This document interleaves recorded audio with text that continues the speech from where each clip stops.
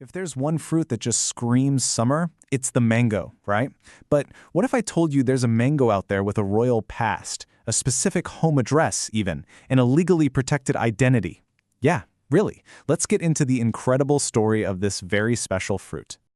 Just listen to this description.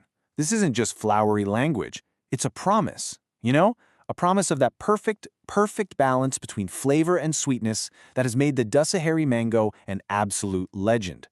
I mean, just hearing that makes you almost taste it, doesn't it? And that's because this is so much more than just a delicious fruit you'd find at the market. It's like a piece of living history, a direct link to a single extraordinary tree.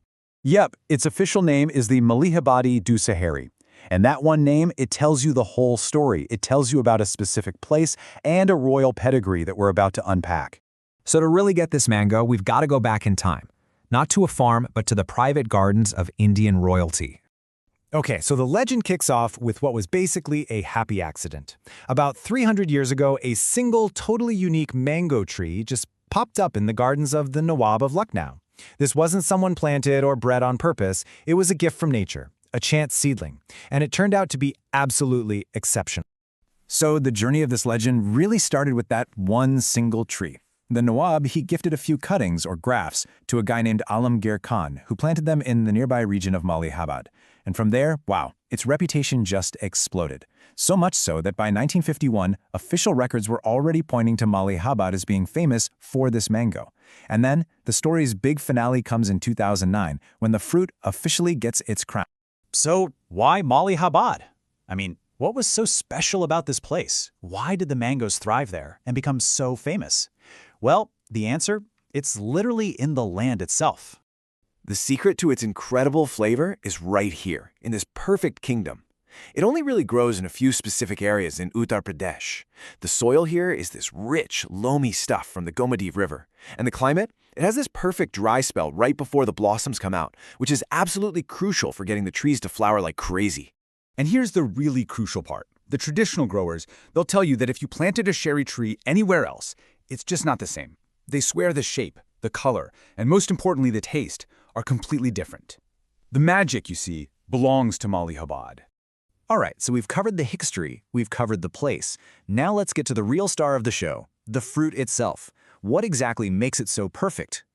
Well, first up is its shape. It's not perfectly round. It has this really elegant, long, slightly slanted look to it. You'd recognize it in a second. And then there's the color. The skin is just so smooth, and when it ripens, it turns this absolutely beautiful, vibrant yellow. It almost looks like it's glowing. But this is the part everyone just goes crazy for. The flesh is completely 100% fiberless. No stringy bits at all. Just smooth, firm flesh that literally melts in your mouth. And the color inside is this even deeper, richer yellow-orange. So, where does that incredible color come from? Well, it comes from this number, 12,150 micrograms. That's the average amount of beta-carotene, yeah, the same natural pigment that gives carrots their color, that's packed into every 100 grams. That's what gives this mango its signature rich color. The science behind the taste is basically a recipe for perfection. Look at the sweetness, measured as TSS. It's over 20%. That is incredibly high. But here's the genius part. It's balanced by just a tiny bit of acidity, which keeps it from being sickly sweet.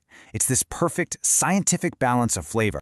And that brings us to the final chapter in the mango's modern story, how its unique identity was finally recognized and, more importantly, protected by law.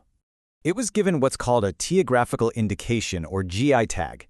The easiest way to think about it is like champagne from France or Darjeeling tea from India. It's a legal stamp that says, yep, this is the real deal, from the one specific place that gives it its unique character. And there it is, the official certificate, granted back in 2009. This piece of paper is basically the legal crown for the Malihabadi Dusseheri, officially tying it to this very specific region of India forever.